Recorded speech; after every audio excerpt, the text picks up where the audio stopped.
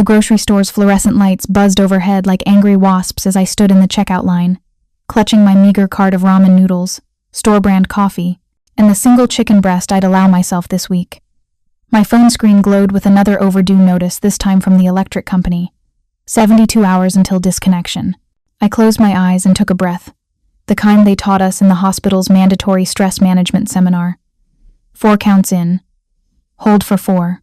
4 counts out. It didn't help. Ma'am, that'll be $32.50. I looked up at the cashier, a teenager with blue-streaked hair and a name tag that read, Skylar. Behind me, the line had grown. Impatient sighs filled the air as I fumbled for my debit card, praying the transaction would go through. It did. Barely. Have a nice evening, Skylar said, her tone suggesting she didn't believe such a thing was possible for someone buying my particular combination of desperation. Groceries. If you're enjoying this story so far, don't forget to hit the like button and subscribe. Drop a comment telling me where in the world you're watching from.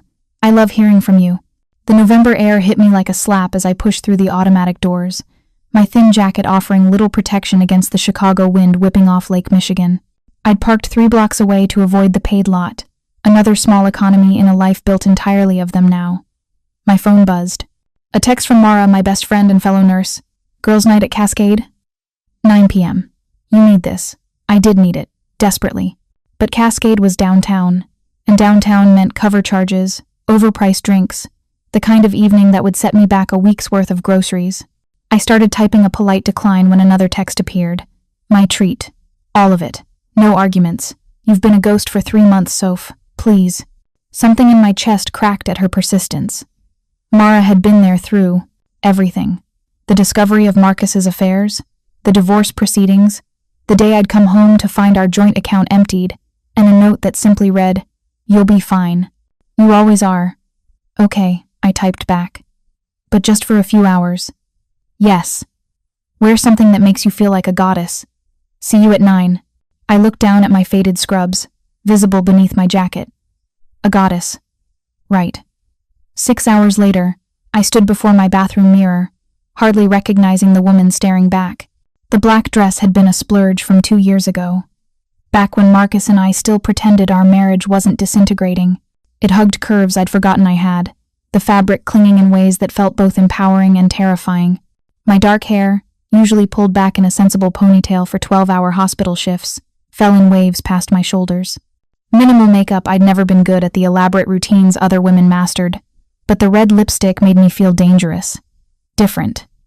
Not like Sophie Chen, broke nurse, and abandoned wife. Like someone who existed beyond her failures. The Uber ride downtown depleted another $15 I didn't have. I watched the meter climb with each block, my anxiety rising in tandem. This was stupid, irresponsible. I should be home, applying for second jobs, figuring out how to pay bills with money that didn't exist. But when the car pulled up to Cascade, its neon sign casting blue and purple shadows across the sidewalk, I found myself stepping out anyway, surrendering to the reckless impulse that had brought me here. Mara was waiting by the entrance, her petite frame wrapped in a silver dress that shimmered under the streetlights. Her face lit up when she saw me. There she is, she said, pulling me into a fierce hug. I was starting to think you'd bail. I almost did, I admitted. Well, I'm glad you didn't. She linked her arm through mine, guiding me toward the door where a mountain of a bouncer nodded us through without checking. IDs. Tonight, we're not thinking about exes or bills or anything responsible. Tonight, we're just 2 women having fun. The club's interior was exactly what I expected. Pulsing bass that vibrated through my sternum, bodies moving in the semi-darkness, the sharp scent of alcohol and expensive cologne. We found a spot near the bar, and Mara ordered drinks I couldn't pronounce while I surveyed the crowd. That's when I saw him. Marcus. My ex-husband stood near the DJ booth, his arm draped around a woman who couldn't have been more than 23.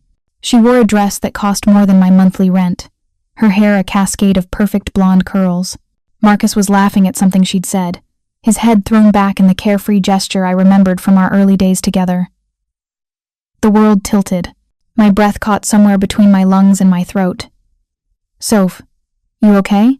Mara followed my gaze, her expression darkening. Oh, hell no. Is that... Yeah, I managed. It's him. We're... leaving, Mara said immediately, setting down her untouched drink. Screw this. There are a million other places. No. The word came out stronger than I felt. No, I'm not running. Not anymore. But even as I said it, Marcus's eyes found mine across the crowded room. Recognition flickered across his face, followed by something that looked like satisfaction. He whispered something to his date, who glanced my way with barely concealed amusement. They were laughing at me, at my presence here, in this place I clearly couldn't afford, wearing a dress from our marriage. At the pathetic ex-wife who couldn't move on. Heat flooded my cheeks. My hands trembled as I reached for the drink Mara had ordered, needing something to do with them, somewhere to look that wasn't Marcus's smug face. Breathe, Mara said quietly. Just breathe. He's not worth it. But she was wrong. Marcus had been worth 6 years of my life. Worth believing his lies about working late. Worth the trust I'd given him, with our finances. Worth the version of myself I'd lost somewhere along the way. I turned away, desperate to escape his gaze. And that's when it happened. In my haste to put distance between myself and my ex-husband, I stumbled on my unfamiliar heels. My hand shot out reflexively, grasping for anything to steady myself. My fingers closed around warm, solid muscle someone's forearm. "I'm so sorry," I gasped, looking up to apologize to whoever I'd grabbed. The man I'd latched onto turned, and the apology died on my lips. He was tall, well over 6 feet, with dark hair swept back from a face that belonged in a Renaissance painting. Sharp cheekbones, a strong jaw shadowed with stubble, and eyes so dark they appeared black in the club's dim lighting. He wore a suit that screamed money, the kind of tailoring that cost more than I made in a month. But it wasn't his appearance that made my breath catch. It was the way everyone around him seemed to orbit at a respectful distance. The way 2 men in dark suits flanked him at a discreet remove, their eyes constantly scanning the crowd. The way power radiated from him like heat from pavement in August. This was not a man you accidentally grabbed. "I'm so sorry," I repeated, starting to pull my hand away. His other hand covered mine, keeping it in place on his forearm. The gesture was gentle, but unmistakably deliberate. "Don't apologize," he said, his voice deep with the faintest trace of an accent I couldn't place. Italian, maybe, or Spanish. "Are you all right?" Before I could answer, I felt it Marcus's gaze boring into my back. He'd seen me grab this stranger's arm, was probably watching right now, cataloging this moment to use as proof that I'd moved on, that I was fine, that he'd been right to leave me. Something reckless bloomed in my chest, a wild, desperate impulse born of months of humiliation and hurt. "Actually," I heard myself say, looking up into this dangerous stranger's dark eyes, "could you do me a favor?" One elegant eyebrow rose. "That depends on the favor." I felt Marcus getting closer, weaving through the crowd toward us. Panic and anger warred in my chest, creating a combustible mixture that overrode every ounce of common sense. "My ex is here," I said quickly. "He's watching. Could you pretend we know each other? Just for a minute, please?" The stranger's gaze flicked over my shoulder, presumably finding Marcus in the crowd. Something shifted in his expression, a coldness that made the air between us feel suddenly dangerous. "Pretend," he repeated, the word carrying weight I didn't understand. "I know it's crazy." I rushed on, aware of how pathetic I sounded. "You don't know me. I don't know you. But he's coming over here, and I just can't face him alone right now." The stranger studied me for a long moment, those black eyes seeming to catalog every detail of my face. Then, slowly, deliberately, he smiled. It was not a warm smile. It was a smile of a predator who'd just spotted prey. "I've got you," he said quietly, the words somehow audible even over the pulsing music. Before I could process what that meant, his arm slid around my waist, pulling me against his side with a confidence that suggested he had every right to touch me this way. His body was solid, warm, and the scent of his cologne, something expensive and woodsy, enveloped me. "Sophie?" Marcus's voice cut through the music. "What are you doing here?" I turned in the stranger's embrace to face my ex-husband. Marcus had stopped a few feet away, his new girlfriend clinging to his arm. Up close, I could see he'd gained weight, lost some hair, the signs of good living on money that should have been ours. "Having a drink," I said, surprised by how steady my voice sounded. "What does it look like?" Marcus's eyes dropped to the stranger's arm around my waist, his expression darkening. "I didn't know you were seeing anyone. There's a lot you don't know about my life anymore," I replied. "That's what happens when you empty someone's bank account and disappear." "That's not," Marcus started, then seemed to register the man holding me. His face went pale. Actually pale. "Wait, you're leaving," the stranger interrupted smoothly. His voice remained pleasant, but something in his tone made Marcus take a step back. "The lady and I were just leaving, unless you have some reason to prevent that?" "No," Marcus said quickly. Too quickly. His eyes darted between the stranger and me, confusion and something that looked like fear playing across his features. "No reason. Sophie, we should talk. About the money. I can explain. I have nothing to say to you." I cut him off. The stranger's hand tightened almost imperceptibly on my waist, a gesture of support that sent warmth flooding through me. "Enjoy your evening, Marcus." Without waiting for his response, the stranger guided me away from my ex-husband, moving through the crowd with an ease that suggested people instinctively made way for him. I caught Mara's eye as we passed. She was staring with her mouth hanging open, her phone already in her hand. I'd have some explaining to do later. We didn't stop until we reached a private booth in the back of the club, sectioned off with velvet ropes and guarded by another man in a dark suit. He nodded to my companion and unclipped the rope without a word. "Please," the stranger said, gesturing for me to sit. "You look like you could use a moment." I sank onto the leather banquette, my legs suddenly shaky as the adrenaline drained away. "Thank you," I managed. "For that. You didn't have to." "Your ex-husband is a coward," he interrupted, settling onto the seat across from me with fluid grace. "Men who steal from women and run are the worst kind of coward." I blinked, startled. "How did you know he stole from me?" "You mentioned an empty bank account," he said simply. "And the way he looked when you brought it up, guilty. Defensive. I've seen enough thieves to recognize one." He signaled to a waitress who appeared almost instantly. "Whiskey for me. And for the lady?" "Vodka tonic," I said automatically, then reconsidered. "Actually, whiskey too. Neat." The corner of his mouth quirked. A woman after my own heart. The drinks arrived with remarkable speed, crystal tumblers filled with amber liquid that caught the blue lights overhead. I took a sip and immediately regretted it, the burn making my eyes water. I wasn't a whiskey drinker, but something about this man, this moment, made me want to be someone who was. "I'm Sophie," I said when I could breathe again. "Sophie Chen." He regarded me over the rim of his glass, those dark eyes unreadable. "Luca," he said finally. "Luca Moretti." The name settled into the air between us, carrying weight I didn't fully understand. But I knew enough from the way Marcus had reacted, from the guards, from the private booth in an exclusive club that Luca Moretti was. Someone important, someone powerful, someone I probably shouldn't be sitting with in a dark corner of Cascade. "Thank you for playing along," I said, "with the whole pretending we know each other thing. I know that was weird and presumptuous, and I'm sure you have better things to do than rescue pathetic women from their exes." "Stop," he said quietly. The word wasn't harsh, but it carried enough command to silence me instantly. "You're not pathetic, Sophie Chen. Desperate, perhaps. Hurting, certainly, but not pathetic." The assessment, delivered with such certainty from a man who'd known me for all of 5 minutes, struck something deep inside me. Tears pricked at the corners of my eyes, and I blinked them back furiously. "How much did he take?" Luca asked, his tone conversational despite the intensity of his gaze. $38,000, I heard myself say. "Our entire savings. He withdrew it all the day he left." "And the police?" I laughed, a bitter sound. "Civil matter," they said. "I'd need a lawyer I can't afford." Luca leaned back, studying me with an expression I couldn't read.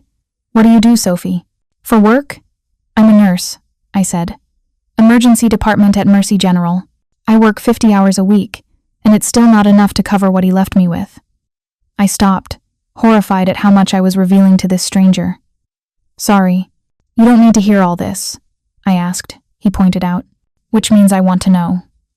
There was something about the way he said it matter of fact, without pity, that made me continue. "He left me with all the debt," I explained. "Credit cards, apartment lease, everything. I'm drowning." I met his eyes, something defiant rising in me. "But I'm still here, still fighting." "Yes," Luca said softly. "You are." The music shifted, becoming slower, more intimate. Around us, couples moved onto the dance floor, swaying together in the dim light. Luca's eyes never left mine, and I found myself unable to look away from the intensity in them. "Dance with me," he said. Not a question. An invitation that somehow felt inevitable. We already pretended that we know each other, I pointed out. Mission accomplished. My ex looked sufficiently bothered. I'm not asking because of your ex-husband, Luca replied, standing and extending his hand. I'm asking because I want to. I stared at his outstretched hand, elegant fingers, a heavy silver ring on his right hand, strength evident in every line. This was dangerous. I knew it instinctively. Men like Luca Moretti didn't help women like me out of kindness. There were always strings attached, always prices to be paid. But when I placed my hand in his and let him pull me to my feet, I found I didn't care about the danger. For 3 months, I'd been drowning. For tonight, I wanted to breathe. If you're hooked on this story, make sure to subscribe and turn on notifications so you never miss an upload. Your support means everything and helps me bring you more emotional stories like this one. Luca led me through the club with that same effortless authority. His hand warm and secure around mine. People moved out of our way without him asking, their eyes tracking us with a mixture of curiosity and wariness. I caught glimpses of their faces in the strobing light's recognition, respect, and in some cases, fear. Who was this man whose touch made crowds part like the Red Sea? The dance floor was crowded, bodies pressed together in the pulsing darkness. But somehow, Luca found us space. His hand settled on my waist, pulling me close enough that I could feel the heat radiating from his body through the thin fabric of my dress. Relax, he murmured, his lips close to my ear so I could hear him over the music. You're safe with me. Safe. The word should have been laughable, coming from a man who radiated danger like other people radiated warmth. Yet something in his tone made me believe him, made me lean into his solid chest and let him guide me through the movement of the dance. We swayed together, finding a rhythm that had nothing to do with the music and everything to do with the magnetic pull between us. His hands moved slowly, almost reverently, one sliding up my spine while the other remained anchored at my waist. Not possessive, protective. You're a good dancer, I said, needing to fill the charged silence between us. My mother insisted, he replied, a hint of amusement in his voice. She said a man who couldn't dance was only half civilized. Sounds like a wise woman. She was. The past tense carried weight. She passed 5 years ago. Cancer. I'm sorry, I said, genuine sympathy flooding through me. My mom died 2 years ago. Also cancer. Luca's hand tightened on my waist, acknowledging the shared grief. Then you understand, he said quietly, the absence that never quite fills. I nodded against his chest, surprised by how easy it was to be vulnerable with this stranger, how natural it felt to be held by him, as if my body had been waiting for his particular touch. Over his shoulder, I caught sight of Marcus still at the bar, watching us with an expression I couldn't read. His new girlfriend was tugging on his arm, clearly ready to leave, but Marcus remained rooted in place, staring. He's still watching, I murmured. Let him watch, Luca said, his voice dropping to something almost predatory. Let him see exactly what he lost. Before I could respond, Luca spun me gently, then pulled me back against his chest, my back to his front. His arms encircled my waist, holding me in an embrace that felt both intimate and claiming. I could feel his heartbeat against my spine, steady and strong. What are you doing? I breathed, acutely aware of how this must look to anyone watching. Making a point, he replied, his lips brushing the shell of my ear. You deserve to be held like you're precious, like you matter, like losing. You would be the gravest mistake a man could make. Heat flooded through me at his words, at the conviction behind them. This was insane. I'd known him for maybe 20 minutes. Yet something about Luca Moretti made me feel more seen, more valued, than Marcus had in 6 years of marriage. The song shifted to something even slower. Luca turned me back to face him, his hands framing my face with unexpected gentleness. Your ex-husband is a fool, he said, his dark eyes boring into mine. But his loss is my gain. You don't even know me, I protested weakly. I know enough. His thumb traced my cheekbone. I know you're stronger than you think. I know you've been fighting alone for too long. I know you grabbed my hand tonight because you were desperate, but you're still standing here because you're brave. I'm not brave, I whispered. I'm terrified. Brave and terrified aren't mutually exclusive, Piccola. The Italian endearment rolled off his tongue like honey. The bravest people I know are the ones who move forward despite their fear. Before I could process his words, a commotion near the bar caught my attention. Marcus was arguing with one of the bouncers, from the look of it. His voice rose above the music, slurred with alcohol. "That's my wife. I have a right to talk to my wife. Ex-wife," I corrected automatically, even though he couldn't hear me. Luca's expression went cold, the warmth draining from his features like water from a sink. He released me, stepping back with controlled precision. "Stay here," he instructed, his voice taking on a quality I hadn't heard before. Sharp, commanding, dangerous. Luca. But he was already moving through the crowd, his two guards materializing from wherever they'd been watching. I saw him approach Marcus, saw the bouncer step aside immediately, saw Marcus's face go from red with anger to white with fear in the space of a heartbeat. I couldn't hear what Luca said. The music was too loud, and he spoke too, quietly. But I watched Marcus's body language shift from aggressive to submissive in seconds. Watched him nod frantically, backing away with his hands raised in surrender. Watched his girlfriend finally succeed in dragging him toward the exit. Luca returned to me moments later, his expression smoothing back into something less terrifying. But I'd seen beneath the mask now, had glimpsed the steel beneath the silk. "What did you say to him?" I asked. "Nothing he didn't need to hear." Luca took my hand again, but this time his grip was firmer. "Come, we should go somewhere quieter, where we can actually talk." Warning bells should have been clanging in my head. I should have declined politely, found Mara, gone home to my dark apartment and my mountain of bills. Should have recognized that men like Luca Moretti didn't help women like me, without expecting something in return. Instead, I nodded. Okay. Luca's car was exactly what I expected. A sleek black Mercedes with windows tinted so dark. They were probably illegal. One of his guards opened the back door, and I slid into butter-soft leather seats that probably cost more than my annual salary. Luca settled beside me, close enough that our shoulders touched. The driver pulled away from the curb without being told where to go, suggesting this was a familiar routine. "Where are we going?" I asked, suddenly aware that I'd just gotten into a car with a complete stranger, a powerful, dangerous stranger who made my ex-husband look like he'd seen a ghost. "Somewhere private," Luca replied, "where we won't be interrupted, where you can tell me the full story of what your ex-husband did to you. Why do you care?" The question came out sharper than I intended. "You don't know me. Why does it matter what Marcus did?" Luca turned to face me fully, his expression intense in the dim interior of the car. "Because I despise men who prey on the vulnerable. Because I have resources that could help you. And because..." He paused, something almost vulnerable flickering across his features. "Because when you grabbed my hand tonight, you looked at me like I was salvation. And I find myself wanting to be that for you." The honesty in his words stole my breath. "That's a lot to offer someone you just met." "Yes," he agreed. "It is." "What do you want in return?" A smile played at the corners of his mouth. "Direct. I like that." He reached for my hand, his fingers warm as they intertwined with mine. "What I want, Sophie, is to know you. Truly know you.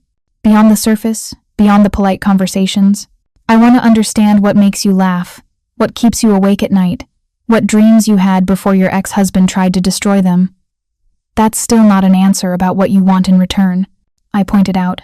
"Smart too." His smile widened. "What I want in return is your time, your honesty, your willingness to let me help you without pride getting in the way." He squeezed my hand gently. "And if you're willing, I'd like to explore whatever this is between us. This connection that made you grab my hand in a crowded club, that made me say yes when I should have walked away." My heart hammered against my ribs. "You felt it too? The connection?" "From the moment you touched me," he confirmed, "like recognition. Like something clicking into place that I didn't know was missing." The car pulled up to a building. I recognized one of the new luxury high-rises on the waterfront, all glass and steel and prices that required 7 figures. The driver opened our door, and Luca helped me out with old-world courtesy. "You live here?" I asked, staring up at the gleaming structure. "Penthouse," he confirmed, guiding me toward the entrance. "I prefer the view of the water. It helps me think." The lobby was all marble and modern art, with a doorman who greeted Luca by name. We rode a private elevator to the top floor, the numbers climbing higher than I'd ever been in a building before. "Luca," I said as the elevator rose. "What do you do? For work, I mean." He considered the question, his expression unreadable. "I'm a businessman, import and export primarily, with some real estate investments on the side." It was a careful answer. Too careful. The kind of answer that said everything and nothing at once. That's not the whole truth, I said. No, he agreed. It's not. But it's the truth I can give you tonight. The rest. He trailed off as the elevator doors opened directly into his apartment. The rest requires trust, on both sides. The penthouse was breathtaking. Floor-to-ceiling windows offered a panoramic view of Lake Michigan, the city lights reflecting off the dark water like fallen stars. The furniture was modern but comfortable, all clean lines and rich fabrics. Art that I suspected was original hung on the walls, illuminated by soft lighting. This is incredible, I breathed, drawn to the windows. How can you ever leave with a view like this? It's easier than you'd think, Luca said, coming to stand beside me. Beautiful things lose their luster when you experience them alone. I turned to find him watching me rather than the view, his expression intense. Are you always this intense? I asked. Or is this special treatment for the desperate woman who grabbed your hand? I'm always intense about things that matter, he replied. And you, Sophie Chen, matter. I decided that the moment you asked for my help. You don't make sense, I said, frustrated by how much I wanted to believe him. People like you don't help people like me. Not without strings attached. Not without expecting something. You're right, Luca agreed. Most people don't. But I'm not most people. He moved closer, close enough that I could smell his cologne again, cedar and spice and something uniquely him. I grew up with nothing, Sophie. Absolutely nothing. I know what it's like to be desperate, to need help and have nowhere to turn. I know what it's like when the resting, people who should protect you, steal from you instead. If you're hooked on this story, make sure to subscribe and turn on notifications so you never miss an upload. Your support means everything and helps me bring you more emotional stories like this one. Is that what happened to you? I asked softly. His jaw tightened. My father gambled away everything we had, left my mother to work 3 jobs while he drank away his shame. When she got sick, we couldn't afford treatment. The system failed her because men like him exist, men who take and never give back. His eyes met mine, dark with old pain. So yes, I help when I can, because I remember what it's like to need help and have no one offer it. Understanding dawned slowly. That's why you stepped in tonight, with Marcus. You saw something of yourself in me. I saw someone fighting against impossible odds, he corrected. Someone who deserved better than she'd been given. Someone worth protecting. I don't need protection, I said, though the words rang hollow even to my own ears. I need my money back. I need Marcus to face consequences for what he did. I need justice, Luca finished. You need justice, and that, Piccola, is something I can provide. The way he said it calm, certain, absolute sent a chill down my spine. What does that mean? Instead of answering, Luca moved to a bar cart near the windows and poured 2 glasses of wine. He handed me one, then gestured to the plush sofa. Sit, he said gently. Tell me everything. Every detail about your ex-husband. Where he works, where he lives, who his friends are, everything. Why? I asked, even as I sank onto the sofa, exhaustion suddenly overwhelming me. Because information is power, Luca replied, settling beside me. Not crowding, but close enough that I could feel his presence like a physical warmth. And because the first step to getting your money back is understanding who we're dealing with. We? I echoed. We, he, confirmed. You're not alone anymore, Sophie. Not unless you choose to be. I should have questioned him more. Should have demanded specifics about his plans, his methods, his true identity. But sitting there in his penthouse, with the city spread out below us like a glittering promise, I found myself talking instead. I told him everything. About meeting Marcus in nursing school, about how charming he'd been at first. How gradually, so gradually I barely noticed. He'd started controlling our finances, making decisions without consulting me, isolating me from friends who didn't understand our relationship. How I'd discovered the affairs through a text message left carelessly open on his phone. How the divorce had been brutal, with Marcus fighting me on every point despite being the one who'd cheated. And finally, about coming home 3 months ago to find him gone, the account emptied, and a note that blamed me for everything that had gone wrong. Luca listened without interrupting, his expression growing progressively darker as my story unfolded. When I finished, my voice hoarse from talking, he was silent for a long moment. Marcus Chen, he said finally. Works as a pharmaceutical sales representative for Helix Therapeutics. Lives in Lincoln Park. College roommate is Detective James Walsh of the Chicago PD. I stared at him. How do you know all that? I made a phone call while you were talking, he said, holding up his phone. My people are thorough. Your people? Alarm bells finally started ringing. Luca, who are you? Really? He met my eyes, and in that moment, I saw the truth written plainly across his face. The power, the guards, the way Marcus had reacted, the resources he could summon with a phone call. You're not just a businessman, I said slowly. Are you? No, he agreed. I'm not. Are you? I struggled to say the word. Are you in the Mafia? A slight smile curved his lips. Such an outdated term. I prefer to think of myself as someone who operates in spaces where traditional law has failed. Someone who provides services and protection to people the system has abandoned. That's a fancy way of saying yes, I said. Yes, he confirmed simply. It is. I should have stood up. Should have walked out, called an Uber, returned to my safe, predictable life of poverty and struggle. Should have recognized the danger sitting beside me, offering help with strings I couldn't yet see. Instead, I asked, Can you really get my money back? Luca's smile turned sharp. Piccola, I can do far more than that. By the time I'm finished with Marcus Chen, he'll wish he'd never heard your name. I stayed at Luca's penthouse until nearly 3 a.m, drinking expensive wine and talking about everything and nothing.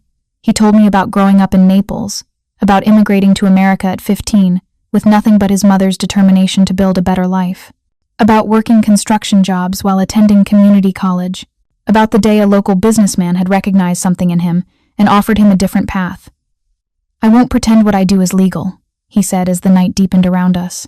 I won't lie and say I'm a good man by conventional standards. But I have a code, Sophie. I don't hurt innocents. I don't prey on the weak. And I always keep my word. What about Marcus? I asked. What are you going to do to him?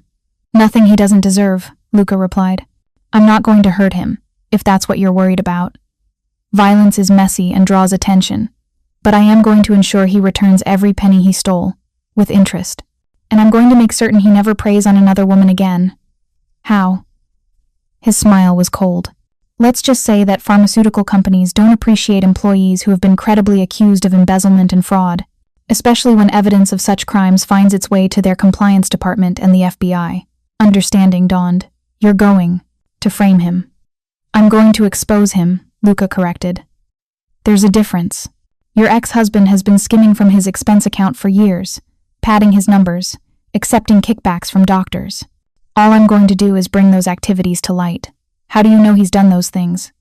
Because men like him always do, Luca said simply. And my people confirmed it within an hour of me asking them to look. I should have been horrified. Should have objected to this vigilante justice, insisted on handling things through proper legal channels. But proper legal channels had failed me. Detective Walsh had made it clear that Marcus would face no consequences for draining our account. The system had abandoned me. Luca was offering something the system couldn't. Actual justice. What do you want in return? I asked again. And please don't say just my time and honesty. Nobody does this without expecting something. Luca studied me for a long moment, his dark eyes unreadable. Then he reached out and tucked a strand of hair behind my ear, his touch gentle despite the calluses I could feel on his fingertips. I want you to let me take care of you, he said quietly. I want you to stop working yourself to death trying to survive. I want you to finish your nursing degree without worrying about money. I want you to sleep without fear of your electricity being shut off, or your landlord evicting you. That's too much, I protested.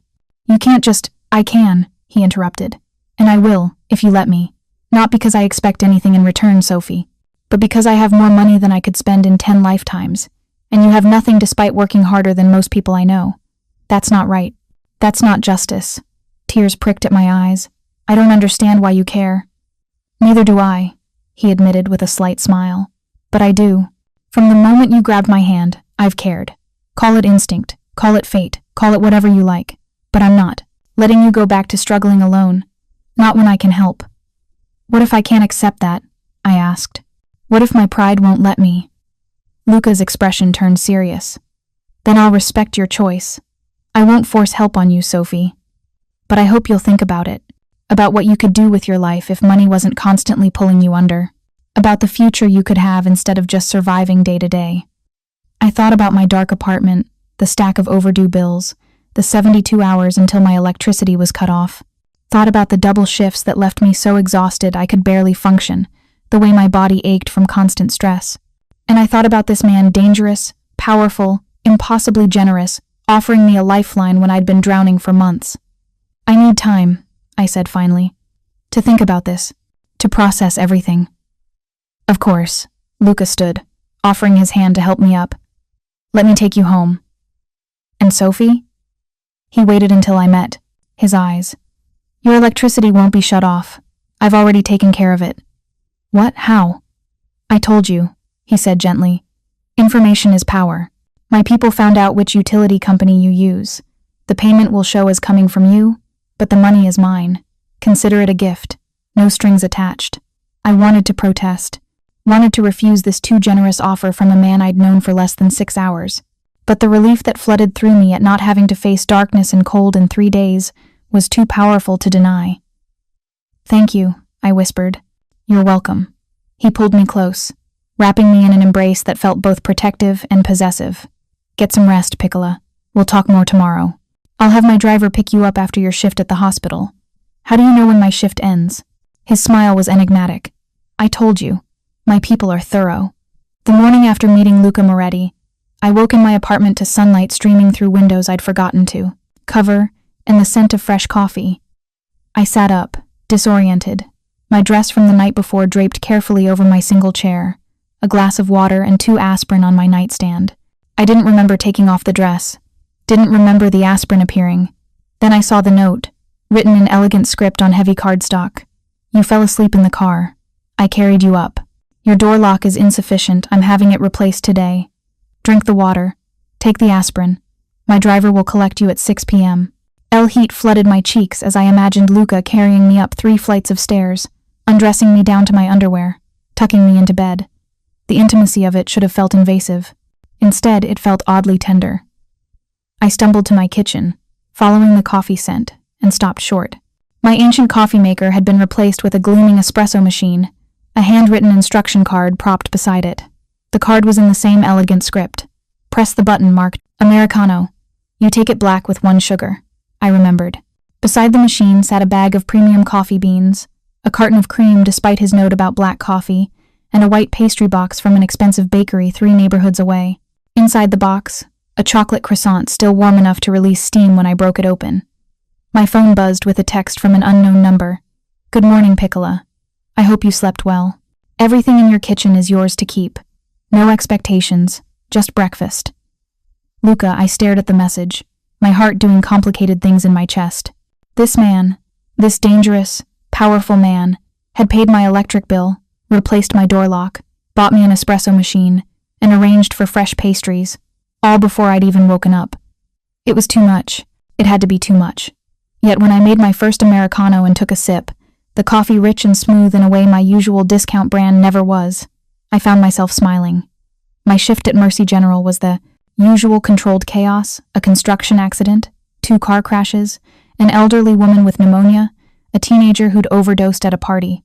I moved through it all on autopilot, my body performing the familiar rhythms of triage and treatment while my mind circled back repeatedly to Luca. You're smiling, Mara observed during our lunch break, cornering me in the staff room with suspicious eyes. You never smile during double shifts. What happened after you disappeared with that man last night? Nothing happened, I said, which was technically true. We just talked. Sophie. Mara sat down across from me, her expression serious. Do you know who that was, the man you left with? Luca Moretti, I replied. He's a businessman. He's a criminal, Mara corrected quietly, glancing around to make sure we were alone. My brother works organized crime division. Luca Moretti is the head of the Chicago Moretti family. They control half the import business on the waterfront, run protection, rackets in Little Italy, and have connections to families in New York and Boston. He's dangerous, Soph. I set down my sandwich, my appetite vanishing. Hearing it stated so baldly, not euphemisms about gray areas or alternative business, but the stark truth made it real in a way it hadn't been in the intimate darkness of Luca's penthouse. He helped me, I said finally, with Marcus. He's going to get my money back. Mara's eyes widened. Sophie, no. You can't make deals with people like him. Whatever he's offering, the price will be too high. These men don't help people out of kindness. They collect debts. And the debts they collect, he hasn't asked for anything, I interrupted. Just my time. My willingness to let him help. Yet, Mara said. He hasn't asked yet. But he will, Soph.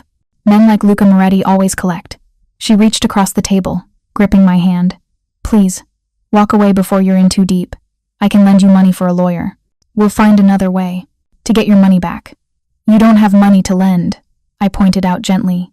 You're putting your kid brother through college, and lawyers cost thousands I don't have. The system failed me, Mara. Detective Walsh made that clear. Luca is offering me a way out. At what cost? Mara asked desperately. I didn't have an answer for her. At 6 p.m., as promised, a black Mercedes pulled up outside the hospital's staff entrance. Not Luca's car from last night, but similar, expensive, intimidating, with windows tinted dark enough to hide whoever sat inside. The driver emerged, the same man from the previous evening. He was in his 40s, I guessed, with salt and pepper hair and the bearing of someone military trained. He nodded respectfully as I approached. Miss Chen, he greeted. I'm Marco. Mr. Moretti asked me to collect you. I can take an Uber, I said, hesitating at the car door he'd opened. This really isn't necessary. Mr. Moretti was quite insistent, Marco replied, his tone suggesting that arguing with Luca's instructions was not something he recommended. Please, miss, he's waiting. I slid into the back seat, immediately engulfed by leather and luxury. The car pulled smoothly into traffic, heading not toward the waterfront and Luca's penthouse, but deeper into the city, toward neighborhoods I rarely visited. Where are we going? I asked, leaning forward to address Marco through the partition. Mr. Moretti thought you might enjoy dinner somewhere quieter than his apartment, Marco replied. He's arranged a private dining room at Cielo. Cielo. I'd heard of it, one of those restaurants that required reservations months in advance and cost more per plate than I made in a day. The kind of place Marcus had always promised to take me for our anniversary but never did. I'm wearing scrubs, I protested, looking down at my faded blue uniform. I can't go to Cielo in scrubs. Mr. Moretti anticipated that, Marco said, gesturing to a garment bag hanging in the back seat that I hadn't noticed. He asked me to inform you that there are several options inside, all in your size. The restaurant has a private changing room available if you'd like to use it. Of course he had. Of course Luca had thought of everything. I unzipped the garment bag to find 3 dresses, one black and elegant, one deep burgundy, and one forest green. All designer labels I recognized from window shopping I could never afford. All, I suspected, costing more than my monthly rent. How does he know my size? I asked, though I already knew the answer. His people. Those mysterious individuals who seemed capable of finding out anything. Mr. Moretti is very attentive to details, Marco replied diplomatically. Cielo occupied the top floor of a historic building in the Gold Coast, all exposed brick and soaring ceilings, with views of the city stretching in every direction. A hostess led me through the main dining room where elegantly dressed couples murmured over wine, and food that looked more like art than sustenance to a private room at the back. Luca stood as I entered, and my breath caught. He wore a charcoal suit that fit him like it had been made for his body, which it probably had been. His dark hair was swept back from his face, and those intense eyes tracked my movement across the room with an appreciation that made heat pool in my belly. I'd chosen the forest green dress silk that whispered against my skin and hugged my curves before flaring slightly at the knee. The neckline was modest, but the back dipped low, and I felt Luca's gaze like a physical touch as I approached. Sophie, he said, my name a caress in his accented voice. You're breathtaking. You're too generous, I replied, gesturing to the dress. This is too much, Luca. All of it. The espresso machine, the pastries, the dresses. Not nearly enough, he interrupted, pulling out my chair before I could sit myself. You deserve beautiful things, Piccola.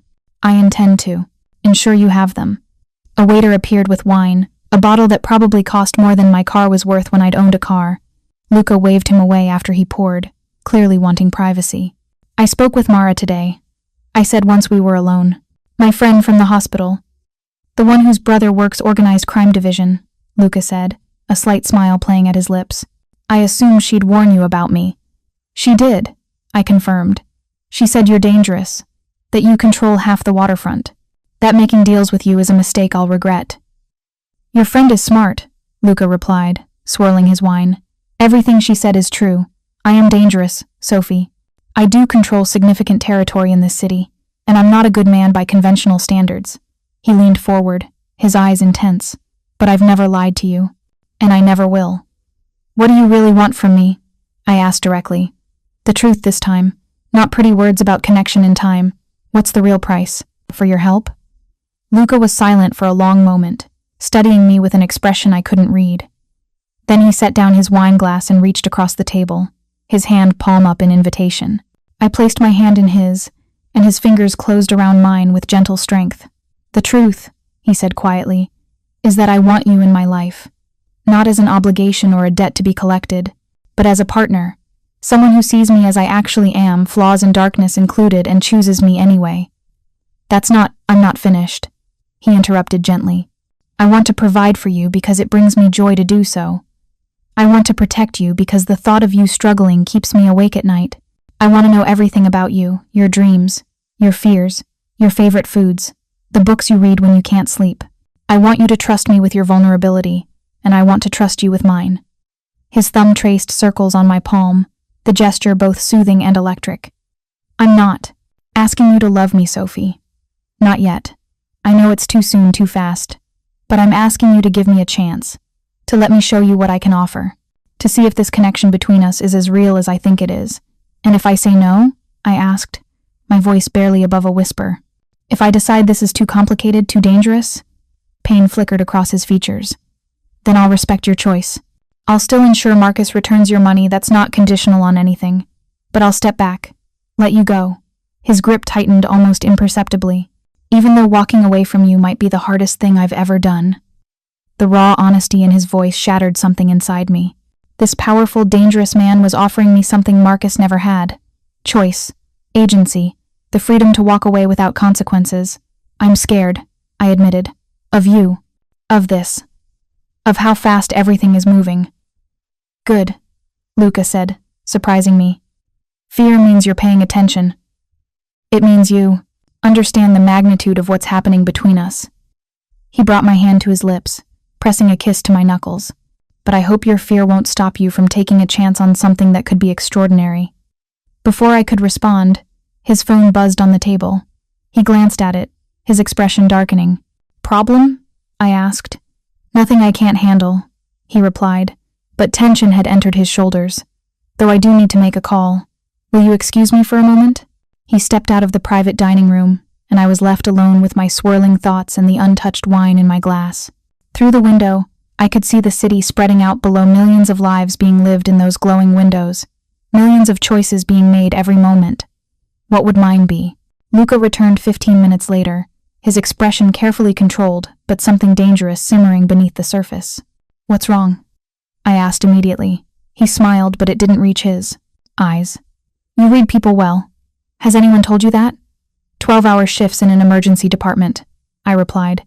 You learn to assess quickly. So what happened? Luca resumed his seat, reaching for his wine glass.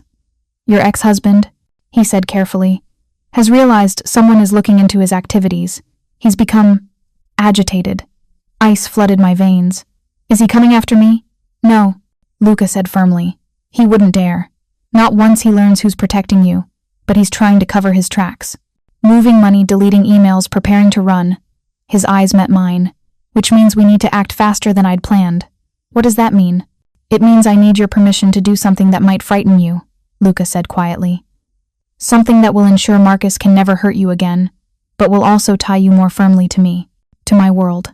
My heart hammered against my ribs. What are you asking? I'm asking you to trust me, he replied, to let me handle Marcus in the way I know how. It won't be violent, I promise you that. But it will be permanent. He'll face legal consequences that will destroy his career and his reputation. He'll return every penny he stole, with interest. And he'll know, with absolute certainty, that you are under the protection of the Moretti family. And everyone else will know that too, I said slowly. Won't they? Your protection won't be secret. No, Luca confirmed. It won't be. If you accept my help this way, Sophie, people will know you're mine to protect. That will keep you safe from men like Marcus. But it will also mean accepting the reality of what I am, who I am. The choice he was offering crystallized with stark clarity. I could walk away now, handle Marcus through conventional channels that had already failed me once, maintain my independence, my distance from Luca's world, my carefully constructed normalcy, or I could step fully into the darkness, accept Luca's protection, and bind myself to a man who lived outside the law. What happens after? I asked. After Marcus is dealt with? What then? Then we see where this goes, Luca said simply. I'd like to keep seeing you, Sophie, to explore what's developing between us, but that's a separate question from whether you accept my help with Marcus. You can have one without the other if that's what you choose. But you'd prefer both, I said. Yes, he admitted. I would prefer both. Very much. I thought about the electric bill he'd paid, the espresso machine he'd bought, the dresses hanging in his car. Thought about how he'd held me on the dance floor, how he'd listened to my story without judgment, how he'd offered help when everyone else had turned away. And I thought about Mara's warning. Men like Luca Moretti always collect. But maybe, I realized, the debt wasn't what I feared. Maybe what I feared was how much I wanted to owe him, how much I wanted to be his to protect, his to care for, his to, okay, I heard myself say, do it, handle Marcus, and I'll accept your protection. Something blazed in Luca's dark eyes, triumph, relief, possessive satisfaction. He stood, moving around the table with predatory grace, and pulled me to my feet. You won't regret this, he promised, his hands framing my face. I swear to you, Sophie, you will never regret choosing me. Then his lips were on mine, claiming me in a kiss that tasted of wine and promise and danger. I melted into him, my hands fisting in his expensive suit jacket, and kissed him back with all the desperation and desire I'd been suppressing since the moment I'd grabbed his hand in that crowded club. When we finally broke apart, both breathing heavily, Luca rested his forehead against mine. I need to make some calls, he murmured, to set things in motion with Marcus. Will you stay? Have dinner with me? Yes, I whispered. He smiled, pressing one more kiss to my lips before releasing me. Good. Order anything you want. I'll be back in 10 minutes. Dinner? It was exquisite courses that melted on my tongue, paired with wines that probably cost more than my nursing degree would. But I barely tasted any of it, too focused on Luca across from me, on the way his eyes tracked my every movement, on the knowledge of what I'd just agreed to. Tell me about nursing, he said over dessert, something involving chocolate and gold leaf that seemed too beautiful to eat. What made you choose emergency medicine? My mother, I replied, the old grief settling comfortably around me like a familiar coat. When she was diagnosed with ovarian cancer, I was pre-med. I spent so much time in hospitals, watching the nurses. They were the ones who held her hand during chemo, who explained things when the doctors used words she didn't understand, who made her feel human instead of like a disease to be treated. So you changed your path, Luca said. I realized I wanted to be the person who made a difference in those small moments, I confirmed. The emergency. The department is chaos, but it's also where you can have the most immediate impact, where your skills can literally mean the difference between life and death. You save lives, Luca observed. While I exist in the gray spaces, I finished. Mara would say we're opposites, that I heal and you hurt. And what do you say? He asked, genuine curiosity in his voice. I considered the question as I traced the rim of my wine glass. I think the world is more complicated than that. I've seen good men let their wives die because they couldn't afford treatment. I've seen law-abiding landlords evict families into homelessness. I've seen the system fail people over and over. I met his eyes. You operate outside the system. Maybe that makes you dangerous, but it doesn't automatically make you wrong. Something like relief washed over Luca's features. Not many people see it that way. Not many people have been where I've been, I replied. Abandoned by every system that's supposed to protect them. His phone buzzed, a longer vibration that suggested a call rather than a text. He glanced at it, then at me. I need to take this, he said apologetically. It's about Marcus. Go, I urged. He stepped away again, and I watched through the window as he paced the hallway outside our private room, his expression growing progressively darker as the conversation continued. When he returned, there was a coldness in his eyes that made me shiver. What happened? I asked. Marcus withdrew another $20,000 from a hidden account today, Luca said, his voice tight with controlled fury. Money he didn't tell you about during the divorce. Money he's been planning to use to disappear. Can you stop him? Already done, Luca replied. The account is frozen. And I've sent everything we found to the FBI's Financial Crimes Division, along with evidence of the kickbacks he's been taking from pharmaceutical companies. By Monday morning, Marcus Chen will be facing federal charges. The finality in his voice should have troubled me. Instead, I felt a savage satisfaction. Marcus had stolen from me, gaslit me, abandoned me, and then tried to do it all over again to someone else. He deserved consequences. What about my money? I asked. Being transferred to a new account in your name as we speak, Luca said. All 58,000 of it. I blinked. 58? But he only took 38. The rest is interest, Luca explained, and compensation for what you've suffered. Consider it a penalty fee that Marcus is paying for his crimes. $20,000 more than I'd lost. $20,000 that could change my life, finish my degree, maybe even let me breathe for the first time in months. I don't know what to say, I whispered. You don't have to say anything, Luca replied, pulling me close. You chose to trust me. This is what that trust earns. Justice, security, freedom from fear. I buried my face in his chest, breathing in his scent, feeling the solid warmth of him against me. This was happening too fast. I barely knew this man, but he'd done more for me in 2 days than anyone had in years. Thank you, I said against his shirt. For everything. His arms tightened around me. You don't need to thank me for basic decency, Piccola. This is what people do when they care about each other. Is that what we're doing? I asked, echoing my question from the previous night. Caring about each other? Yes, Luca said simply, though I think it might be more than that, at least for me. I pulled back to look up at him, searching his face. We just met. How can you be so sure? Because I've never felt this before, he replied, his thumb tracing my cheekbone. This need to protect, to provide, to possess. I've had relationships, Sophie, but never this. Never someone who makes me want to be better while accepting who I actually am. I'm not sure I do accept who you are, I admitted. I don't even know what you do. Not really. Just vague references to import and protection and gray areas. Luca nodded slowly. You're right. If we're going to do this, really do this, you deserve to know the truth. He gestured to the sofa in the corner of the private dining room. Sit. Let me tell you a story about a boy from Naples who became someone he never intended to be.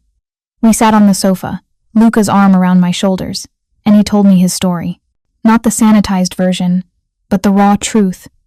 He'd come to America at 15, following his mother who'd fled an abusive marriage. They'd had nothing, literally nothing but the clothes they wore and hope for something better. His mother had worked 3 jobs while Luca went to school, determined that her son would have opportunities she'd never had. I was 17 when she got sick, Luca said, his voice rough with old pain. Ovarian cancer, like your mother. But we had no insurance, no money for treatment. I watched her die slowly over 2 years because we couldn't afford the care that might have saved her. His hands clenched into fists on his lap. I was working construction, making barely enough to cover rent. One day, a man came to the site, Giovanni Moretti. He saw me defending a coworker from a foreman who was stealing wages, and he offered me a job. Said he needed someone smart, someone with principles but also the courage to do what needed doing. So you joined his organization, I said. I joined his family, Luca corrected. Giovanni had no sons, and he saw something in me.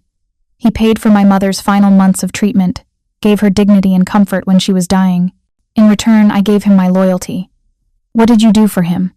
Luca's expression turned grim. At first, collections, making sure debts were paid, that agreements were honored. I was good at it. I could read people, knew when to apply pressure and when to show mercy. Giovanni taught me that strength without wisdom is just brutality. That real power comes from knowing when to use force and when to use other tools. Like what you're doing with Marcus, I said. Financial pressure instead of violence. Exactly, Luca confirmed. As I rose in the organization, I took over the legitimate businesses. The import company is real. Sophie, we bring in olive oil, wine, Italian goods. But we also provide protection to businesses in neighborhoods the police have abandoned. We resolve disputes that would otherwise turn violent. We ensure workers get paid when their bosses try to cheat them. And the illegal parts? I pressed. We smuggle some goods to avoid taxes, he admitted. We take cuts from businesses under our protection. We loan money to people who can't get traditional credit. with interest rates that would make a bank blush. We occasionally encourage cooperation through methods the law wouldn't approve. That's a polite way of saying extortion and intimidation, I said. Yes, he agreed simply. It is. I won't lie to you about what I won. Do, Sophie.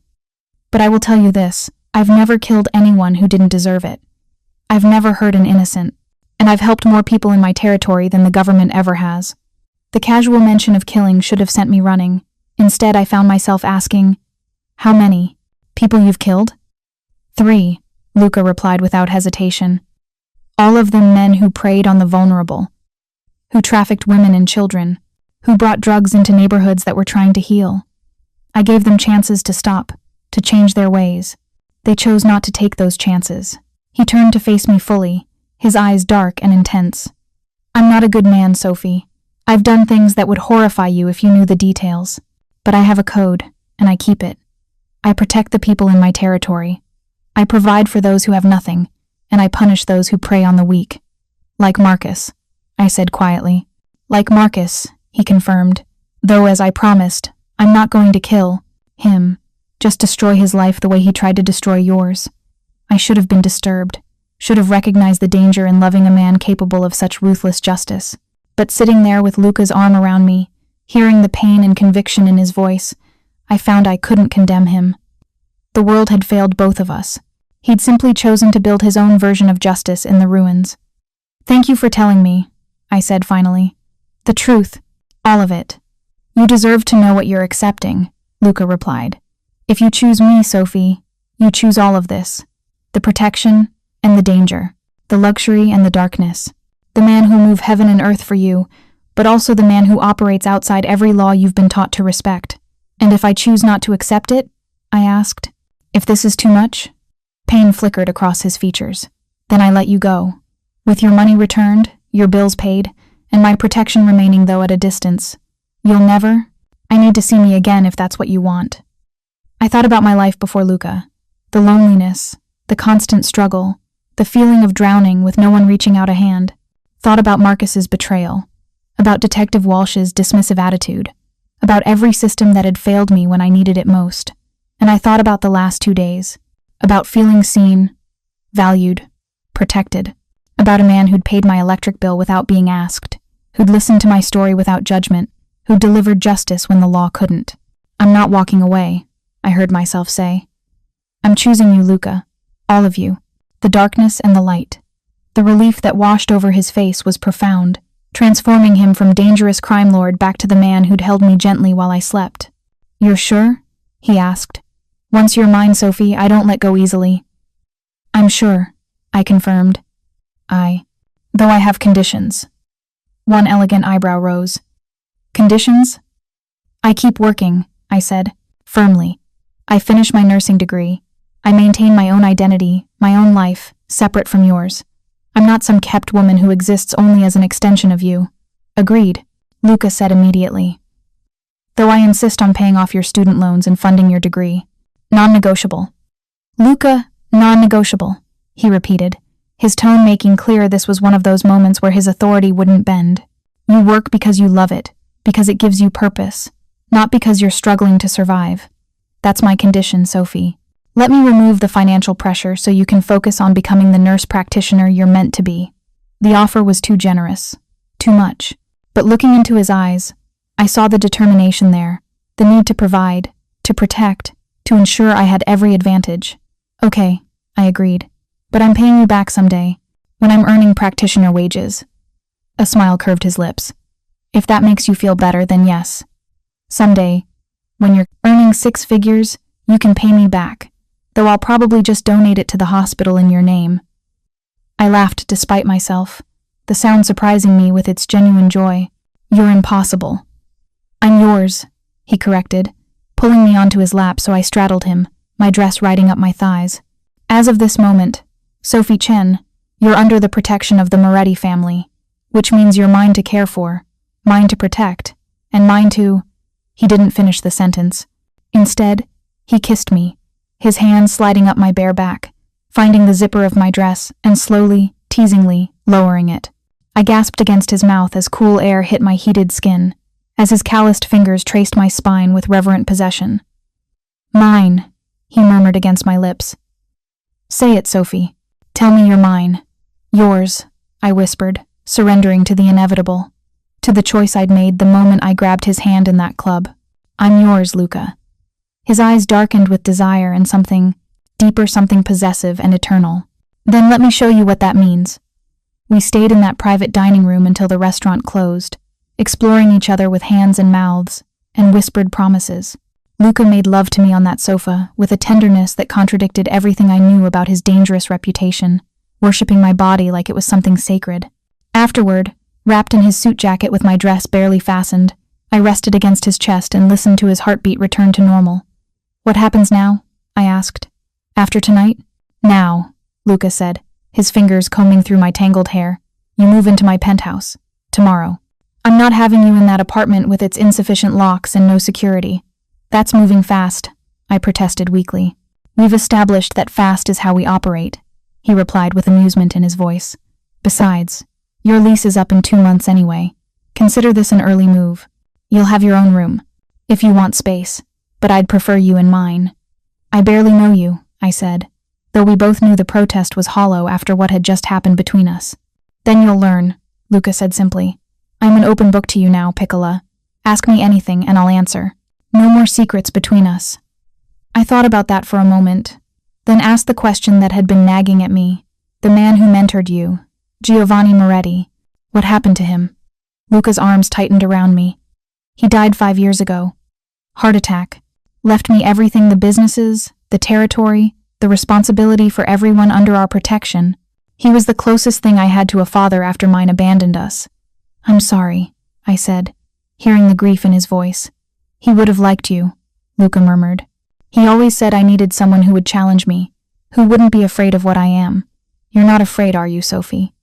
I considered the question honestly. "I'm terrified," I admitted, "but not of you. Of how much I want this. Of how quickly I've fallen for you. Of how easy it would be to lose myself in your world." "Then we'll make sure that doesn't happen," Luca said firmly. "You keep your job, your identity, your independence. I'll support it all, because the woman I want, the woman I'm falling for is strong, capable, fierce. I don't want to diminish that. I want to nurture it." "Falling for?" I repeated softly. "Is that what we're doing?" "Yes," Luca confirmed without hesitation. "At least I am. Falling hard and fast for a nurse who grabbed my hand in a crowded club and trusted me with her vulnerability." My heart swelled in my chest, emotion tightening my throat. "I think I'm falling too," I admitted. "Which is crazy. We just met. This shouldn't be happening so fast." "And yet it is," Luca said, tilting my chin up to meet his eyes. "Sometimes the most important things happen quickly. Sometimes you just know." "How do you know?" I asked. "How can you be so? I'm sure this isn't just infatuation, that it won't fade once the novelty wears off." Luca smiled, pressing a tender kiss to my forehead. "Because I've lived 35 years without feeling this. I've had relationships, Sophie, some that lasted years, but never this certainty, this bone-deep recognition that you're supposed to be mine and I'm supposed to be yours." 35? I said, latching onto the details. "You're 6 years older than me. Does that bother you?" "No," I admitted. "Just interesting. You seem older sometimes.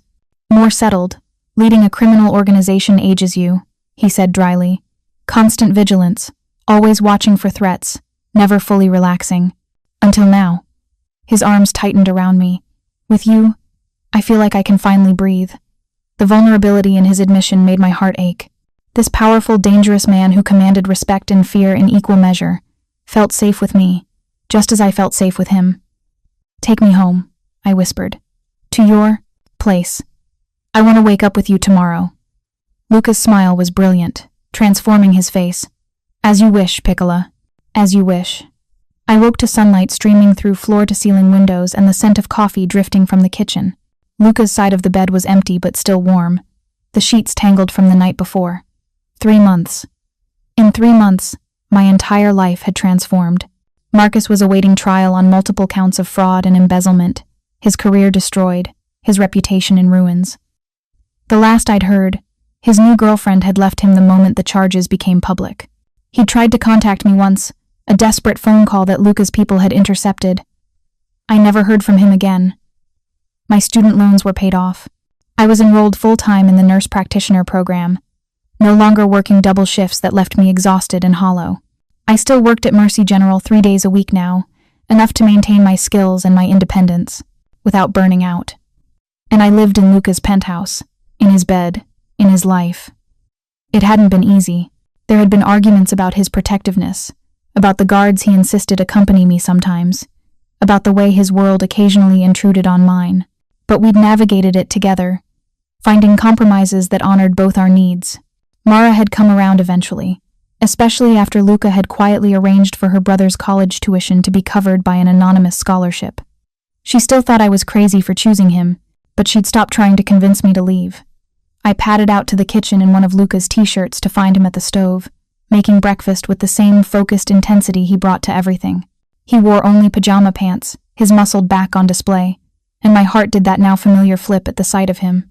"Good morning, Piccola," he said without turning around. "Coffee's ready. 2 sugars, just how you like it." I poured myself a cup and leaned against the counter, watching him cook.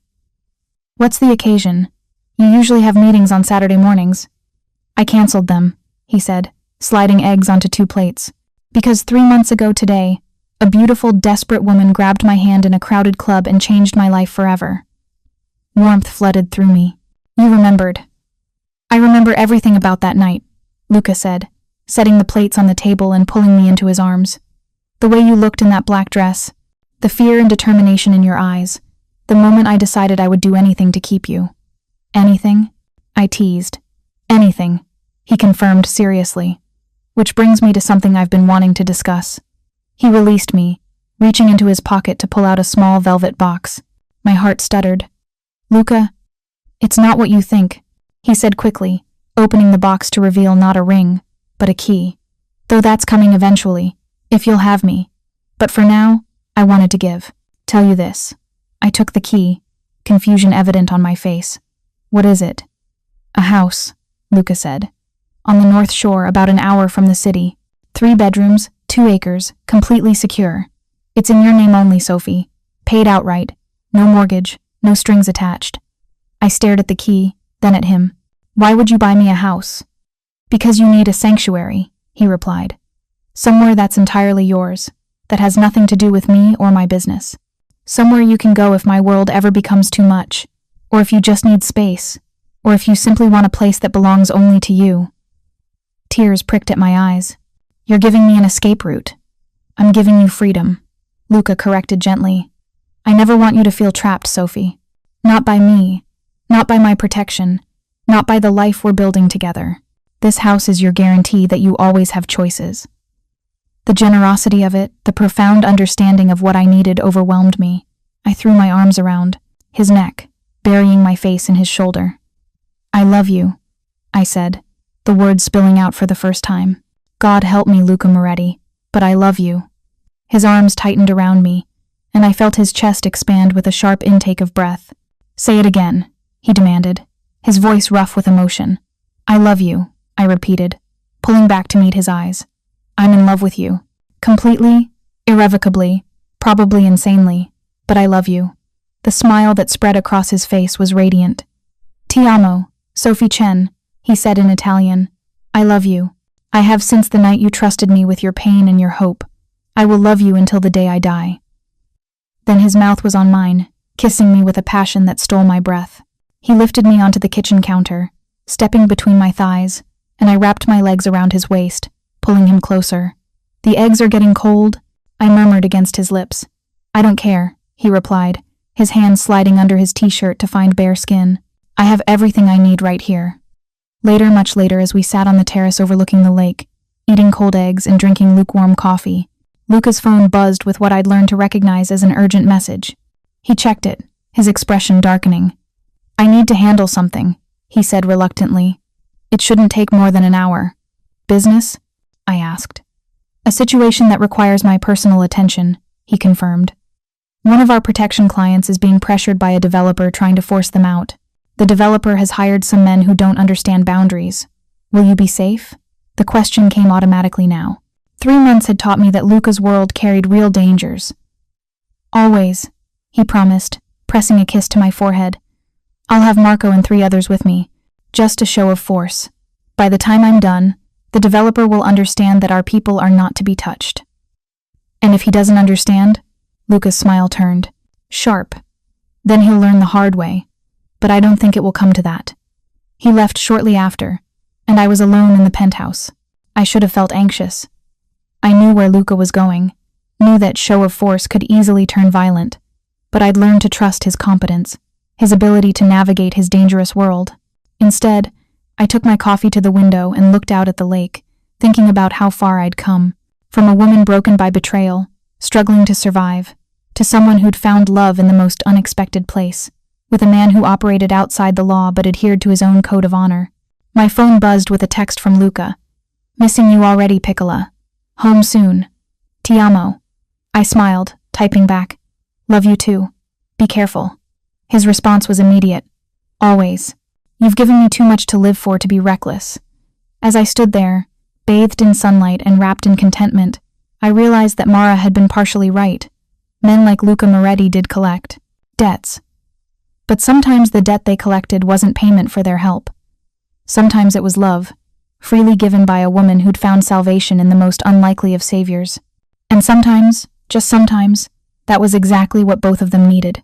The gallery opening was everything Luca had promised, elegant, exclusive, and filled with Chicago's elite, pretending they didn't know exactly who owned half the city's waterfront.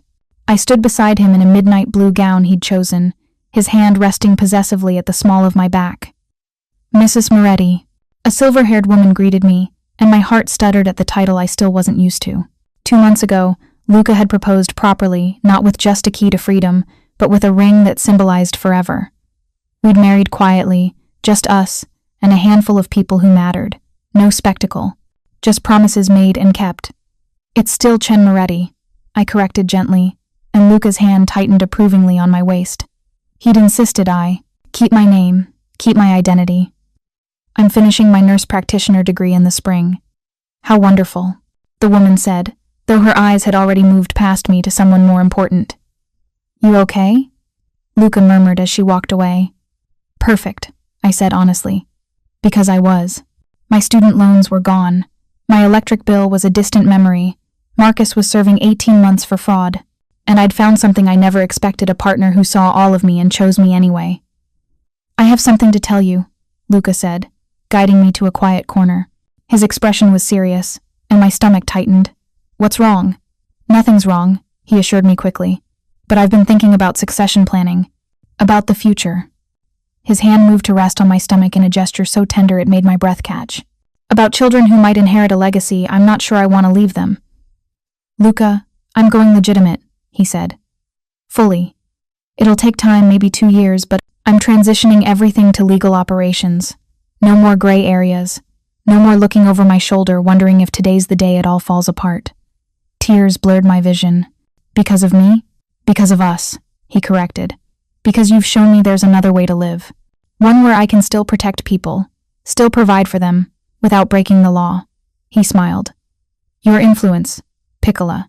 You've made me want to be better. I love you, I whispered. So much it terrifies me sometimes. Good, he said, pulling me close. Because I love you more than I thought possible. You grabbed my hand that night looking for safety, but you gave me something I'd been missing my whole life, a reason to build something that lasts beyond fear and power. Through the gallery windows, I could see the city spreading out below us, full of people living their ordinary lives. Once, I'd been one of them, struggling, drowning, invisible. Now I stood in a world I never imagined, beside a man I never expected, living a life built on the ruins of my old one. No regrets? Luca asked, reading my thoughts as he always did. I thought about everything, the danger, the complications, the questions I still sometimes got from people who knew what he'd been. Then I thought about waking up beside him every morning, about the way he looked at me like I hung the stars, about the future we were building together. Not a single one, I said. You've got me, Luca Moretti. Forever. His smile was radiant, and I'm never letting go. Outside, the city glittered with possibility, and for the first time in my life, I believed in all of it. Thank you so much for watching until the end. If you loved this story, check out the other videos on your screen now. I think you'll really enjoy them. And don't forget to subscribe if you haven't already. See you in the next story.